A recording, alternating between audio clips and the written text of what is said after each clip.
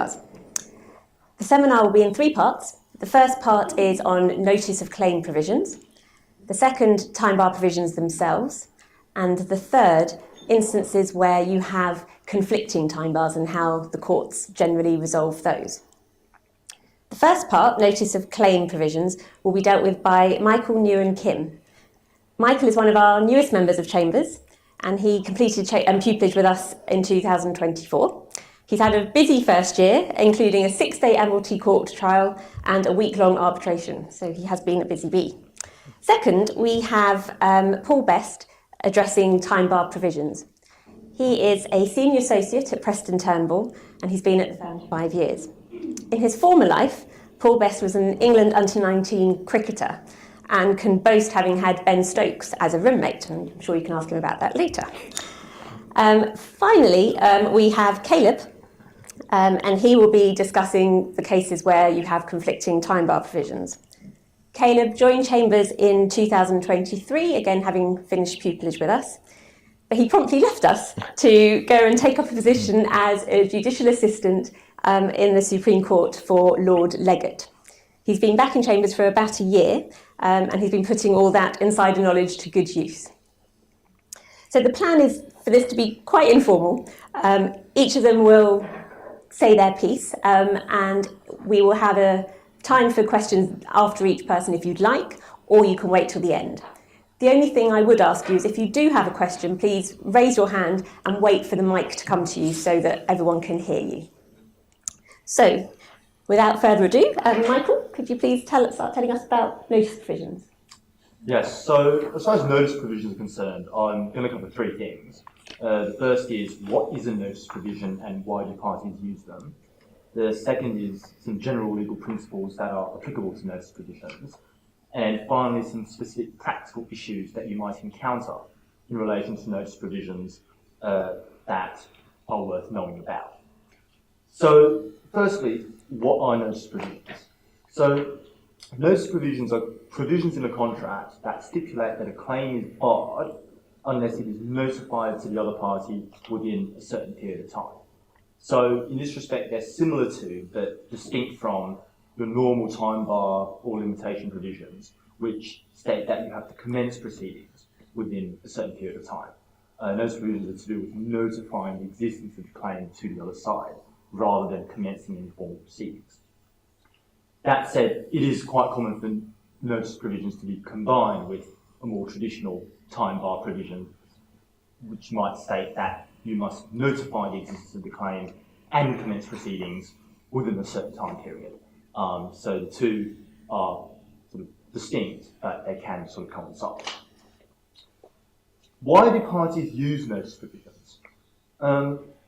There are 2 main reasons why notice provisions are widely used. Let me know if you can come up with any more. But the 2 main ones are certainty and ease of investigation. I'll call it that. So when it comes to certainty, the idea is that if a notice provision imposes a relatively tight limit on how long you can wait before notifying the other side that a claim exists, then both parties know where they stand. So if the time period passes without the claim being notified, then both parties can close their books and be assured that there is nothing lurking out there that they have to account for in terms of liabilities. And if a claim is notified, then the other side can make the appropriate provision for that, because they know that the claim is coming. They can take steps to investigate its validity, its merits, their potential exposure, and so on. The second reason why parties use time bars is investigation. So the idea is that if the information relating to the claim comes to light in an early stage, then it's fresh in everyone's memory, evidence is more likely to still exist, and so it's easier to investigate the merits of the claim and come to a well-reasoned decision as to whether it is valid or not. The one thing that the courts have emphasised is not a valid reason for imposing a notice provision is to bar otherwise meritorious claims for technical reasons. So the intention is not that you use a time bar or notice provision to lock out a claim that is otherwise a good claim just because some minor technicality was not adhered to. Although what the courts say in this regard and what they actually decide when the issue actually arises can at least sometimes appear to be at odds with each other. As far as the shipping context is concerned, notice of claim provisions quite commonly arise in demurrage disputes. Charter parties almost inevitably contain provisions that say that demurrage claims have to be notified within a certain period. And that's where a lot of the relevant case law comes from. There's also Article 6 of the NYPE Interclub Agreement, which stipulates a 24-month notification time limit for cargo claims that are made under the Interclub Agreement. And of course, parties in shipping contracts are free to include notice of claim provisions in essentially whatever agreement that they wish. Michael? Just to comment there, that something that I come across quite a lot are stevedore damage claims that tend to have very tight notice provisions, quite often ones where you're required to notify charterers of any damage to your vessel, for example, caused by stevedores before the vessel leaves the port. So given what you said about policy behind them and the reason to have them, you can see why you'd have that. So it allows charterers to investigate and work out who the stevedores are and pass on that notice of claim. But it can lead to very tight timescales, and you have to act quite quickly in cases like that. Yeah, and that's why it's very important to be aware of these notice of claim provisions and to know how to deal with them when you encounter them, as I'll sort of talk about later. So, as far as general principles are concerned, the fundamental rule is that the operation of any notice of claim provision will hinge on its particular wording. So it's quite difficult in a sense to draw out general principles that are universally applicable because everything or much will depend on how the clause is actually drafted and the commercial context in which it appears. As far as general principles are concerned, the most important one, which is probably universally applicable, is the fact that notice of claim provisions are exclusion clauses and so are interpreted strictly against the party who is seeking to rely on them. An illustrative example of this is a case called Nobuha Cookson and Hutgrid, which is a Court of Appeal decision from 2016. It's not a shipping-related case, but the applicable principles are the same. So that case concerned a notice provision that was included in the shared purchase agreement. And that provision stated that the sellers would not be liable for any claim under the shared purchase agreement unless the buyer notified it of that claim within 20 business days after becoming aware of the matter. The sellers argued that this 20-day time limit commenced from when the buyer became aware of the underlying facts that justified the claim. But the buyers, who obviously wanted the clock to start ticking at a later date, argued that the time limit only commenced once they were aware that they had a legal entitlement to make a claim, as distinct from merely being aware of the relevant facts. Now, here, applying the principle of strict interpretation, the court sided with the buyers and said that insofar as there is an ambiguity about when the clock started, the buyers, well, that ambiguity would be resolved in favour of the buyers, and so the clock started when the buyers became aware that they had a legal entitlement. So, as far as there is any ambiguity in the relevant provision, it will be resolved in favour of the claimant. But the caveat to that is that once the meaning of the provision is established, so once you perform the exercise of construction and decide what the agreement means, then the requirements of the notice of claim provision must be adhered to strictly. And that's where a lot of the issues arise. If there are clear requirements in the notice provision that must be satisfied, and they are not satisfied, then in that situation, the court is not going to exercise any leniency in favour of the claimant. So, yes, I was talking about specific issues that you might encounter in practice when it comes to notice provisions. I'm going to frame this in terms of a series of questions that you might want to ask yourselves whenever you encounter a notice provision. And hopefully if you ask yourselves all of these questions, then you sort of won't get tripped up.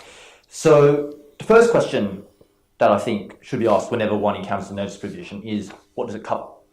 So we've said that notice provisions are to be strictly construed. So, for example, if there is a notice of claim provision that says that one must notify any claims for demurrage within a certain time period, that will probably not encompass similar claims for example, detention. So if you're dealing with a claim that does not in fact fall within the scope of the notice provision, then you don't need to worry about the notice provision. The general rules about time bars and limitation will apply. The second question is, who does the notice need to be addressed to? Normally this will be obvious, but it is important to get it right, because if it's sent to the wrong person, then there will be no effective notice and you'll most likely be time barred. The thing to watch out for is that some contracts contain specific notice clauses which stipulate exactly who needs to be receiving the notice.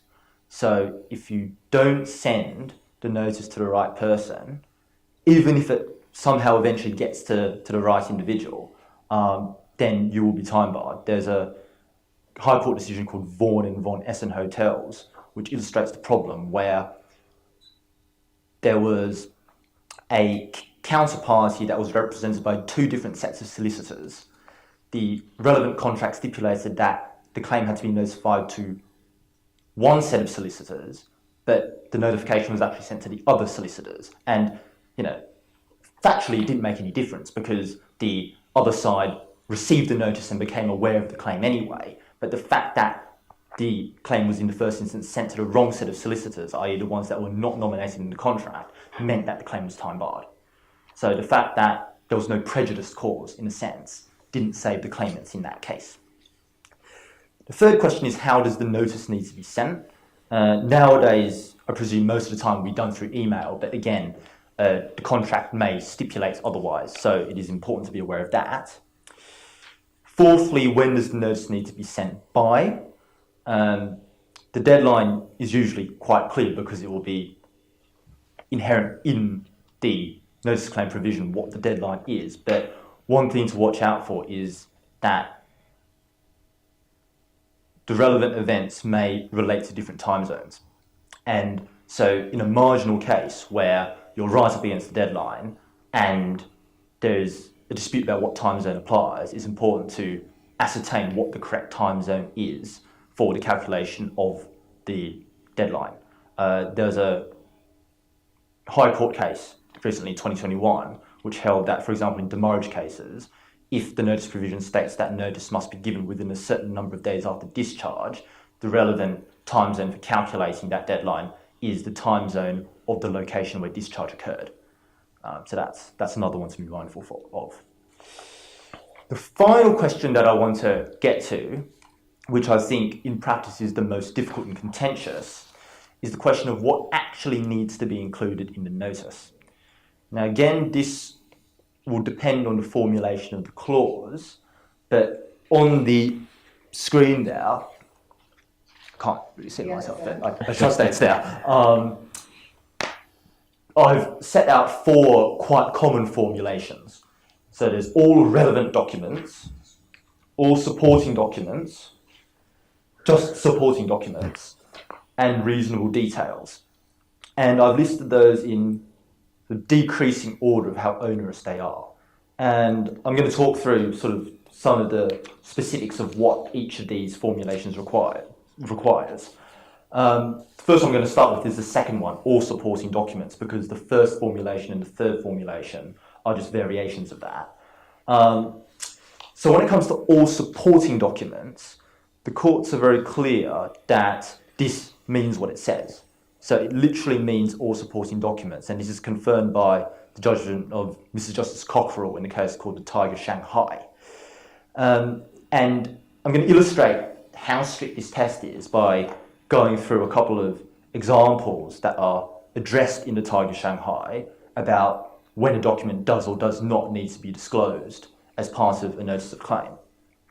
So the first example that is discussed in the Tiger Shanghai is to do with documents that are not essential to the establishment of the claim. So the example that's given in the Tiger Shanghai is a demurrage claim where there is a dispute about when loading started. If, for example, the claimant appends a statement of facts to their notice of claim, which says when the loading started, and then there's also a hold cleaning survey in the claimant's possession that also demonstrates when loading started, according to Mr. Justice Cockerell, you need to disclose both documents because they're both supportive of the claim. It's not sufficient just to disclose a statement of facts, even though that in and of itself shows the relevant fact that you want to prove. You have to disclose both because the provision says all documents. So the fact that information is duplicated between documents is not necessarily a good reason not to disclose a particular document. The safe approach is to err on the side of caution and to disclose it anyway. Sometimes, though, you can't err on the side of caution, or at least not conveniently, and this occurs in situations, for example, if there's an issue of privilege. And the sort of striking thing about the Tiger Shanghai is that it also says that in a case where you have a document that is arguably privileged, but later turns out not to be, upon analysis, if you err on the side of caution and you don't disclose the document at the outset because you think it might be privileged, the fact that you reasonably believed it was privileged at the time of notifying the claim will not save you if it later turns out not to be privileged. So in that situation, you have a very difficult call to make because on the one hand, if it turns out to actually be privileged, then you don't want to be disclosing privileged documents to the other side, at least not prematurely. But if it later turns out not to be privileged, then you not disclosing it at the outset carries very real risks. And I think that quite vividly illustrates how strict this all supporting documents test is. Which is interesting given what I said at the beginning about notice of claim provisions in theory not being used as ways of, barring meritorious claims or being used as technical minefields. Sometimes the approach of the courts does seem to be that they will use notice of claim provisions as a sort of more technical bar to bringing claims, which is something to be aware of. Just on the first, so moving up the screen to the first formulation, all relevant documents, there's not really much to say there. It's very similar to all supporting documents. It's just that relevant documents is slightly wider and it also includes documents that are adverse to the claimant's case. So supporting documents only requires you to disclose documents that help your side, whereas relevant documents requires you to disclose everything. And then below, under the third dot point, when it says supporting documents, that is slightly less onerous than all supporting documents because there's no specific requirement to disclose everything, but exactly how much leeway you get is unclear. So even if the provision says supporting documents, it's still probably safe to try to hand over as much as you can, issues of privilege and so on aside. The final formulation is reasonable details. Now, this is materially different because it's a lot less onerous. The courts have held that what is reasonable is context dependent, and so all of the circumstances of the case can be taken into account. The courts have said that the requirements of this formulation will be interpreted based on the commercial purpose of a notice of claim provision, which is to allow the defendant to understand the case that is being put to it.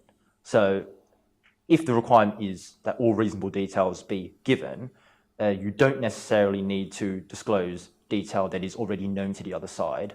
You don't necessarily need to disclose documents which merely duplicate information that is contained documents that you've already disclosed. And so a more common sense approach in that situation is more likely to be justified. That's all I had to say for now. If anyone has any questions at this point, I'm happy to answer them. Or indeed, if any of my other panelists have any inputs or comments. I think it's quite interesting what you said about the tension between them not meant to be technical minefields, but then everything else you said and all the cases you've referred to make it sound like there's all these technical loopholes or hurdles that you have to clear. So it's funny that they're still not meant to be technical minefields.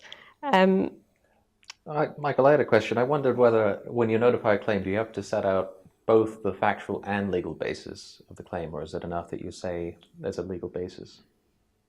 Yes, so this actually arose in a recent Court of Appeal case called Tioko.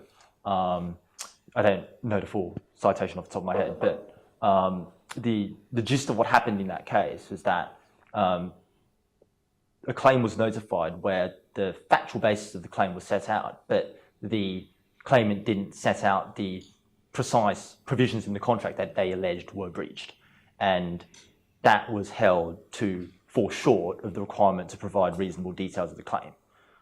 So it is quite possible that if the legal basis for the claim, for example, the particular provisions that are said to have been breached or relied upon are not set out in the notice, then that will mean that the requirements of the notice provision are not satisfied. So I think sort of the takeaway is, insofar as it is possible, one should set out both the factual and legal basis. And also, you mentioned privileged documents. Paul, I don't know if that's something, obviously, it might be something you would have to deal with before it even gets to us. So is that something that's come up at all for you? Yeah, we actually had this in a recent arbitration where we were acting for the charters and we were trying to argue that a time bar defence. It was a surveyor's preliminary reports which were available to them. So it was similar to the Tiger Shanghai. It was all available supporting documents, had to be presented within 12 months. And we were arguing that that was in their possession, it's supporting, and it wasn't presented. And basically there was a big fight about whether in fact that preliminary report was covered by litigation privilege. In the end, we didn't pursue it, but the document itself was not particularly harmful to owner's case. So it was almost one of those ones where I guess you're trying to weigh up complying with the time bar, also trying to protect your client's rights in terms of not waiving privilege over documents, but actually if that document is not particularly harmful, you can almost get yourself in trouble.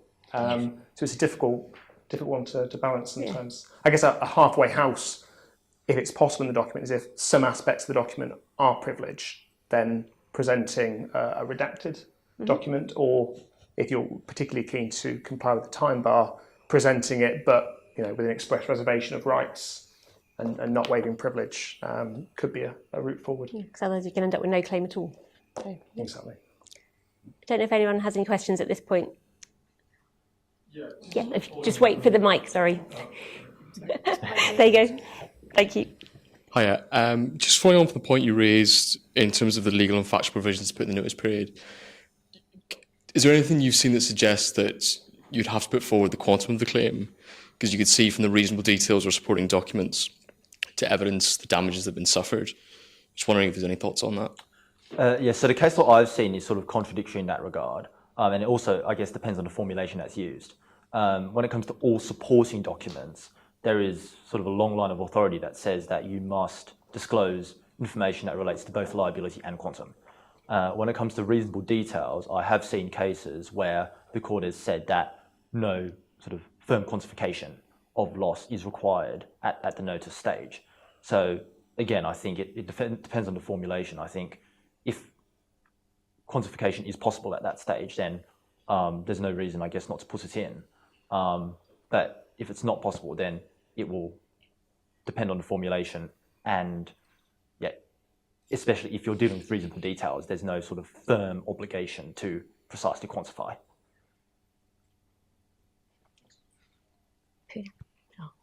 I'm not using on you, Michael. I don't really want to. I think this actually came up in my practice about 20 years ago when I used to do marriage claims, and I can't remember. I don't know what the answer is under current law. You said all supporting documents, if you had, I think the example you gave was a statement of facts that showed when loading started, but you also had a whole cleanliness report, and you'd have to give both because it says all, even though they were duplicative. What if you only gave one? But then when it came to the litigation, you said you wouldn't rely on the one that you didn't disclose to make good your allegation of when loading started. So you're not going to rely on it as a supporting document. Does that work? I I think the short answer is no. Because I wrote wrong advice then, 15 years ago. Is that Maybe it was right? right 15 years ago, but I think the recent case law has been quite firm in this regard. I think the judgment of Cockerell in Tug of Shanghai, I think, really takes no prisoners. And so, in light of that, I think it would be hard to argue that just because you don't rely on a document, that it's not a sporting document for purposes of a notice provision. That is a technical minefield. Sounds so bonkers to me. That is a paradigmatic technical minefield. You're not going to rely on it. You don't need it. Right. Adds nothing to the story. No. Right. If there's no more questions, I will hand over to Paul, who's going to talk to us about time bar provisions themselves. Thanks, Sarah. So I'm going to take you through some key aspects of time bar provisions. So we're going to look at 5 things. What time bars are in simple terms, consider their commercial purpose, go over some standard time bars you'd encounter in shipping disputes, look at general principles of interpretation, and consider the Genius Star 1, a case involving the interplay between a contractual time bar and the ICA. So what are they? Time bars prevent a claim from being pursued unless legal proceedings are commenced within a specific time frame. So they're draconian by their very nature. In simple terms, the parties to a contract need to know A, the relevant deadline, and B, what steps they need to take. So which party to commence proceedings against and in which jurisdiction. It's worth noting that parties are at liberty to agree to extend contractual time limits, and they often do, for example, to allow time to discuss settlement and to avoid incurring unnecessary costs. And their commercial purpose. So time bars assist in providing certainty in a high-risk, high-value industry. As with notice of claim provisions, they allow parties to close their books, move on. Given the international nature of shipping, time bars standardise and limit exposure across borders, reducing uncertainty about which national limitation period might apply. There are also evidential considerations. Logbooks, crew recollections, they either disappear or become quickly unreliable. So relatively strict time bars ensure that parties are able to bring their claims while the records are still available and reliable. So they're incorporated by way of statute or convention, by the incorporation of certain instruments or rules, and by the parties including bespoke provisions into their contracts. So common examples in the shipping industry. As a default position, the Limitation Act 1980 applies. So an action founded on simple contract, so not a deed, shall not be brought after the expiration of 6 years from the date on which the cause of action accrued. The same 6-year limit applies to tortious claims. A party must commence legal proceedings within 6 years of the date of the negligent act or omission, or if there's physical damage from the date of the damage. Claims under the Hague-Visby rules require proceedings to be commenced within 12 months of the date of delivery or the date that the cargo should have been delivered. For parties claiming under the ICA, the Interclub Agreement, as discussed by Michael, written notifications required within 24 months of delivery or the date the cargo should have been delivered. Now, if the written notification provision is complied with, then the time bar in English law for parties to commence formal proceedings under the ICA is 6 years upon the date, from the date upon which the cause of action accrued. So in the context of the ICA, this is when a party incurs a liability, often the date the owners, for example, make payment to cargo interests under a settlement agreement. Collision claims. There are 2 years to bring a claim from the date when the damage or loss was caused or the loss of life or injury was suffered. Now, when it comes to general average claims, there are different time bars under different sets of the York-Antwerp rules. Under the 94 rules, there's a general 6-year time limit. But under the 2004 and 2016 rules, an action by a party claiming a right to a general average contribution needs to be brought within 1 year from the date the general average adjustment is issued. And there's also a long stop in place under these rules, so that no action shall be brought after 6 years from the date of the termination of the maritime adventure. Paul, just about that, because with general average, there's been the Star and Tara's case, which held that if that the 2000, even if your contract has 1994 rules, that the amendment to 2004 and 2016 are mere modifications. So the 2004 or 2016 rules would apply even if your contract says 1994.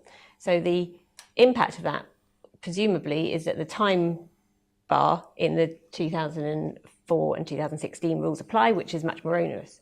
So in practical terms, what does that mean for cases? How would you handle that? So the first point is to commence within that 12-month limit, if you can.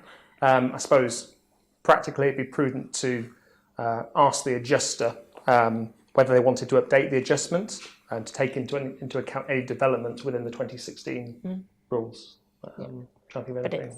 it's something that can really catch people out, isn't it? Yeah. Absolutely. So, as with each clause in a contract, a time bar provision will be construed in accordance with the usual principles of interpretation. So the court will consider the objective meaning of the words used, read in light of the contract as a whole and its commercial context. As with notice of claim provisions, time bar provisions are exclusion clauses, and so as a general rule they'll be interpreted strictly. If a term is ambiguous, it will be construed against the party seeking to rely on it. Now things get more challenging when there are competing time bar provisions in the same contract, and Caleb will go into this in further detail. So I'll act as a palate cleanser before the main course and briefly discuss the Genius Star 1 and how the court dealt with a bespoke time bar provision alongside the ICA. There we are, right. So the vessel was chartered on amended NYPE form and subchartered on material similar terms. Both charter parties incorporated the ICA 1996 and the bespoke time bar provision. So you can see those hopefully on the big screen there. So from looking at clause 39.2 briefly, the key points to take are that within 12 months of final discharge, any claim must be made in writing and the claimant's arbitrator needs to have been appointed. So when this hasn't been complied with, the claim should be deemed to be waived and absolutely barred, the kind of usual time bar wording. The relevant provisions of the ICA 96 are likely familiar to many of you, so I won't read them out in full, but you've got them there on the screen. I'm going to come back to clause 2 later, and the thing to note from clause 6 is that 24-month deadline for written notification that Michael talked about earlier. So the vessel loaded a cargo of wind turbine parts for carriage from Germany to the US. The cargo was discharged in September 2006. A cargo claim was brought against subcharters by cargo interests. Subcharters only notified the head charterers in writing in January 2008, so almost 18 months after delivery. Subcharters settled the claim with cargo interests in February 2008. So subcharters did not commence proceedings against the head charters within 12 months of final discharge, and in turn the head charters were unable to commence against the owners in the same period. So a dispute arose as to whether or not the 1-year time limit in clause 39 applied to cargo claims which were to be settled and apportioned in accordance with the ICA 96. Now the arbitrators held that the time limit in clause 39 did not apply to a cargo claim falling under the ICA. Owners appealed to the High Court, submitting the arbitrators had erred in law. So Mr Justice Tier, as he then was, dismissed the appeal and held that the time bar in clause 39 did not apply to claims under the ICA 96. He held that clause 39 and the ICA could be read together by virtue of clause 2 of the ICA, which expressly resolved the conflict between the 1-year time bar in clause 39 and the 2-year time bar in clause 6 of the ICA. So if we look at clause 2 of the ICA briefly, you'll see that it expressly deals with the applicability of the time bar in clause 6 when it states that the terms of this agreement shall apply notwithstanding anything to the contrary in any other provision in the charter party. And then specifically refers to clause 6 of the ICA when it states that in particular the provision of clause 6 shall apply again notwithstanding any provision of the charter party or rule of law to the contrary. So on a recent decision, it serves to highlight the way in which the court will consider the objective meaning of the words, which should be read in light of the contract as a whole. So what wording could you use? What would you have needed to trump the ICA? I think very clear wording. So, for example, if clause 39.2 there had said that any claim, including claims under the ICA, be made in writing, and the claimant's arbitrator is appointed within 12 months, I think that would likely be sufficient. But I mean, belt and braces, if you also had a clause which said, for example, the 12-month time bar in clause 39.2 prevails over clause 2 and 6 of the ICA, I think that would definitely do it. Yeah. So in terms of some practical takeaways, it might sound obvious, but given the potentially severe consequences of non-compliance with time bars, one should always review the contract carefully to ensure a time bar hasn't been missed. If in doubt, err on the side of protecting time. It can be helpful to diarise any time bars with reminders prior to the time bar biting to ensure there's sufficient time to take any necessary steps to protect time. Again, an obvious point, but be mindful to commence proceedings against the correct party in the correct jurisdiction. Mistakes can be fatal. And if seeking to include a time bar, use clear and ambiguous language, particularly if the intention is for the time bar to take precedence over other incorporated time bars and notification provisions. Thank you. Does anyone have any questions for Paul at this stage? No, I don't either. Anyone else? No. So, Caleb, could you talk to us about conflicting time bars? Happily. Good evening, everyone. So as you've heard, I'll be discussing situations where... Sorry. The clicker. Sorry. I'll be discussing situations where a contract has two conflicting time bars and the relevant principles of interpretation that indicate or resolve which of the two will prevail. On the screen is an example I've come up with of such a scenario, and I invite you to think about that whilst I'm talking, and perhaps at the end you can venture a guess as to what you think the right answer is as to which of them will apply. Generally, this problem will arise in one of two scenarios. The first is that a contract, such as a bill of lading, will have a type time bar clause, but will also incorporate a second, usually the Hague Rules time bar, Article 3, Rule 6. Another scenario is where the contract contains no typed time bar, but instead incorporates two separate time bars. And there are sometimes further wrinkles. For instance, the contract may contain a typed priority or repugnancy clause, which indicates in instances of conflict which of the two will prevail. And variations of this issue have arisen in many cases. I'm going to focus on 4 and summarize them for you and try to highlight some key takeaways. Those cases are the Alion, Saba Flower and Comfez, the OT Africa, and the recent decision in the Alion from February of this year. These cases offer distinct snapshots of how the courts have resolved this issue, and which I hope to, as I said, to highlight some takeaways that will hopefully give you an indication as to how this example can be resolved. So turning to the cases, the first one is the Alion, a decision of 1971. In that case, Bill of Lading incorporated charter party terms and the Hague Rules, including Article 3, Rules 6 and 8.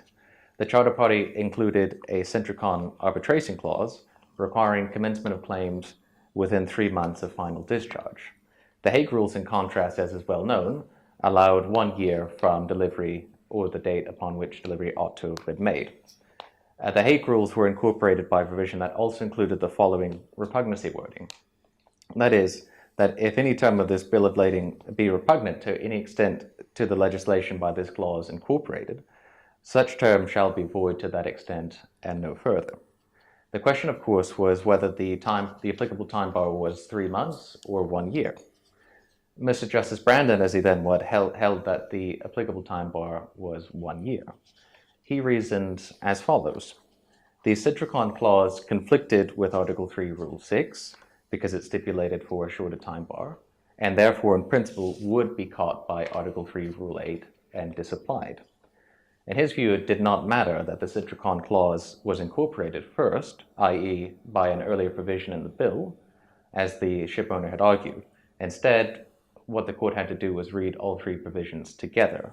And doing that, in those circumstances, he considered that either Article 3, Rule 8 or the bill's own repugnancy wording would operate to give priority to Article 3, Rule 6 over the Centricon arbitration clause.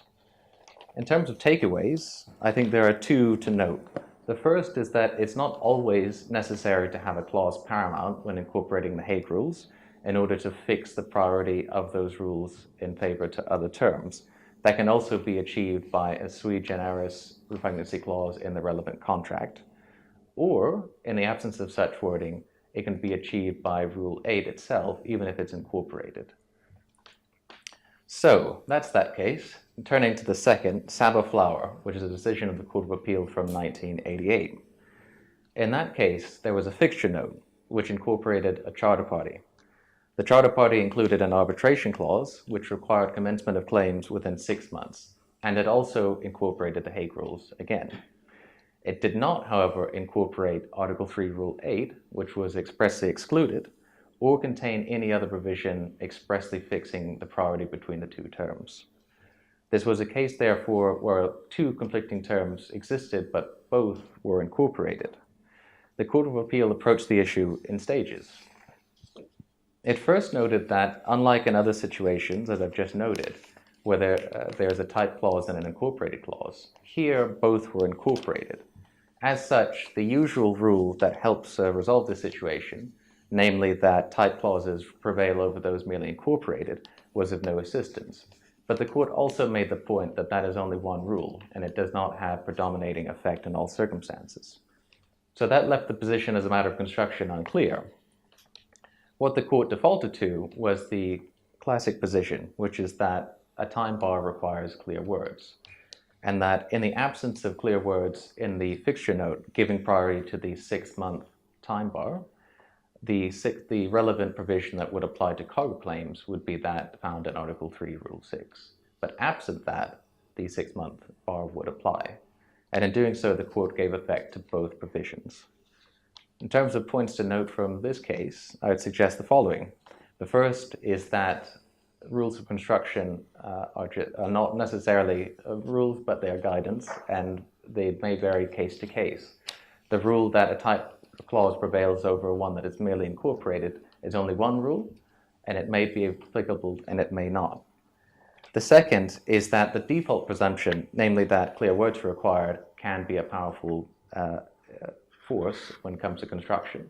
And generally, in circumstances where it's unclear, the court will give effect to the more lenient provision, which generally will be the longer one, but not always, as we'll come on to see. Our third case is the OT Africa, which is a decision from 1998. In that case, bills of lading included a carrier's responsibility clause that provided that, save as otherwise provided in the bill of lading, the Hague Rules would apply where the stage of carriage at which the damage occurred was not known. Where the stage of damage was known, however, the liability of the carrier would be determined by the relevant international convention, whether that's the Hague Rules, CMR, or whatever. There was a time bar requiring suit to be brought within 9 months, subject to any other provisions to the contrary. And the claim was naturally brought after 9 months, but less than 1 year after the relevant period. The interpretive process that the court undertook in that case was quite complex because the drafting was not exactly a model of clarity, and I won't necessarily go into any detail, but spoiler alert, the court ruled that the longer time bar prevailed. What is of importance is, I think, Rick Jay's summary of some key principles that he drew from earlier cases. And those were the following 6 points. The first is that the presence of a repugnancy clause, whether that's Article 3, Rule 8, or a bespoke clause in the relevant contract, will always be relevant, but it will not necessarily be decisive in any given case. The second is that a specifically negotiated clause will generally take precedence over those merely incorporated, and the same thing goes for, and that's the third point, type clauses over those that are merely incorporated. The fourth point is that a contract may stipulate itself which clauses have priority, so it can reverse the situation from being type clause to incorporated. It might say that incorporated clauses have priority. The fifth point is that if conflicting clauses can live together, the court will strive to give effect to both. And the last point is that, absent everything else, clear words are required. So if there is an ambiguity, the court will give effect to the more lenient provision. And that brings us on neatly to the final case, the Alion, in which most of these points culminated in a rather tricky issue of construction. I appeared in this case with Ben Coffer and Chambers, and we acted for the cargo interest, who was seeking to recover a salvage indemnity. The bills of lading that the cargo interests were claiming on behalf of included 2 relevant provisions. The first was in Clause 2, which was a clause paramount incorporating the Hague Rules. but it modified Article 3, Rule 8 such that it did not apply for the purposes of limitation, but otherwise said nothing else. And then in Clause 18, it incorporated, it stated a type provision, a 1-year time bar, which stipulated that suit would not consider to have been brought within the 1-year period unless legal process had been actually served or jurisdiction had been obtained over either the vessel or the carrier. The claim form in that case, of course, was issued but not served within the 1-year period. So what was actually the issue in that case? Wasn't clear to me. Well, this is where the somewhat of the novelty comes in, because unlike previous cases which dealt with one time bar being shorter than the other, here they were both the same length. But the key question was, where the conflict arose is what the relevant time bar required the party to do. The Clause 18 of the bill required service of legal process within the 1-year period, but we argued that under Rule 6, all that was required is that a claim was issued. Surprisingly, this had not been the subject, the interpretation of the word suit as brought in Rule 6 had not been the subject of any definitive authority in England and Wales. But as so often the case, where there is a lack of binding authority, one can usually find something that Lord Denning has said along the way that is potentially helpful. And that was the case here. And the Agios Lazaros, Lord Denning has said that, in his view, suit is brought in Rule 6 meant only that the writ had been issued, even if it took some time until the defendant was actually served. We also said that clear words were required, and that in this case, the bills lacked any sufficiently clear wording to indicate that Clause 18 should prevail over Rule 6. In particular, we highlighted that Article 3, Rule 8 had only been modified for the purpose of limitation, and that the court ought, in those circumstances, to infer it was intended to have its normal effect in other circumstances. Finally, we said both clauses could live together. These were multimodal bills of lading that had multiple stages of transportation.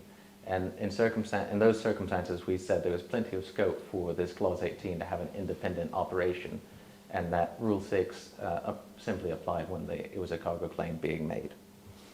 The carrier, of course, argued that Clause 18 was a typed term and that it should prevail over Article 3, Rule 6, which had merely been incorporated. So how did the court resolve this? Thankfully, it agreed with us. It held that Article 3, Rule 6 prevailed. Its starting point was to note that the Hague Rules here had been only contractually incorporated and didn't apply as a matter of law. And in those circumstances, the parties were free to modify the rules as they saw fit. However, the court held that clear words were required, and that clear words would be needed before a party was presumed to have sacrificed a valuable right, which in this case was the right to defeat the meet time without having to serve process within the 1-year period. The court attached weight to the fact that the Hague Rules had been incorporated by a clause paramount, the effect of which was well known in the legal industry, the shipping industry rather, namely to give effect to the Hague Rules and to give them priority over any conflicting terms.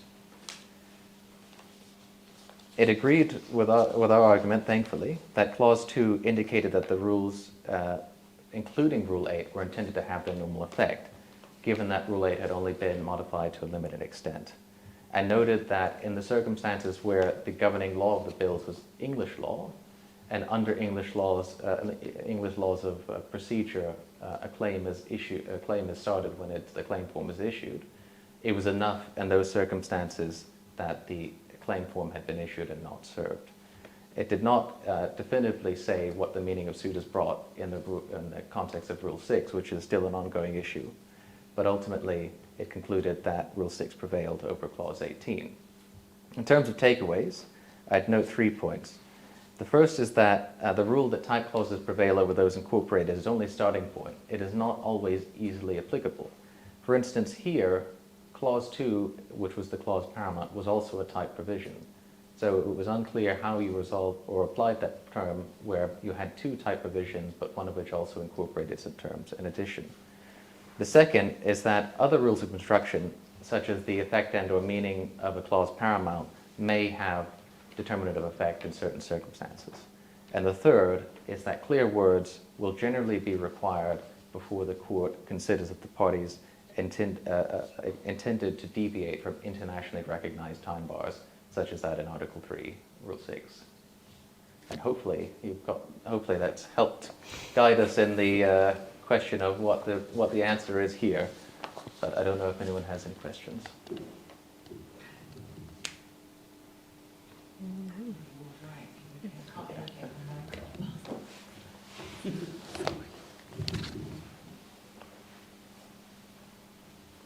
When you have a repugnancy clause, and it actually uses the word repugnant, right? Does it matter which one is the more stringent and more lenient clause? If you've got a 1-year time limit, no, let's say you've got is it repugnant only if it's giving you a shorter time limit, or is it repugnant just if it conflicts? Do you get my question? I understand the question. I think it's repugnant if it conflicts. That's one way enough. or the other. Yeah. So if the repugnancy wording favors the shorter bar, then that will be the one that will prevail. Okay, and my second question is, Agius Lazarus, suit Dennings, it's enough if you issue the claim form, potentially, for suit to be initiated. What about in the arbitration context? What do you need to do? There's separate law on that, but I think it's enough that you have the commencement of arbitration, the notice of arbitration. So, I'm not trying to trick you. I can't remember the answer, whether it's... Yeah, I think it's the notice of arbitration, but it's slightly different. I think there's a further step that needs to be taken in the arbitration context, beyond just issuing, unlike some communication to the other side, I think, in the arbitration context. Because I suppose a notice of arbitration doesn't go on public record, does it, in the way that issuing a claim form does? So presumably you have to... I think you have to notify the other side that you've appointed the arbitrator, I think. But anyway, unless anyone knows not, be careful and make sure in that context you notify the other side of what you've done. Any other questions? Are you going to tell us the answer?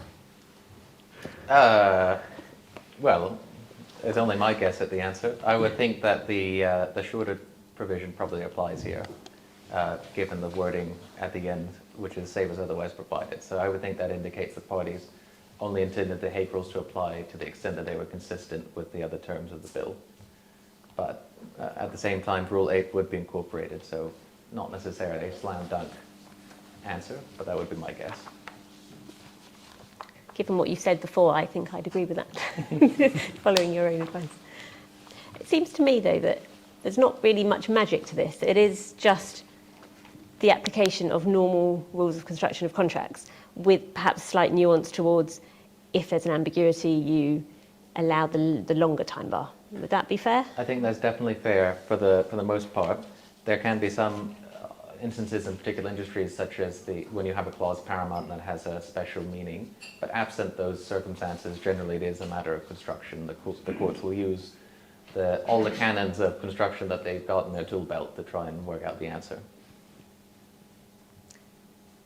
Any other questions or comments or queries that you have? Yes.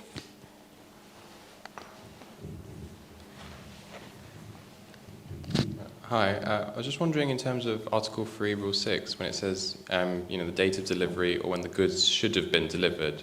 So let's say if there's a fire on board a ship and then it sinks and it's sort of mid-ocean, how do you just sort of have a guess at when, the goods should have been delivered? Or? Well, guess might not be the right way to put it, but I guess they'll have an expected time of arrival at which which will become the date of what the relevant time for when time starts. But it would probably depend on the case and how organized they are in terms of their operation. But I would expect in most instances they'll have pretty accurate estimates of when the vessel would have arrived and when delivery would have occurred. And if in doubt, I guess, work the more conservative date and don't kind of keep it to the last minute. Agreed. Any other questions?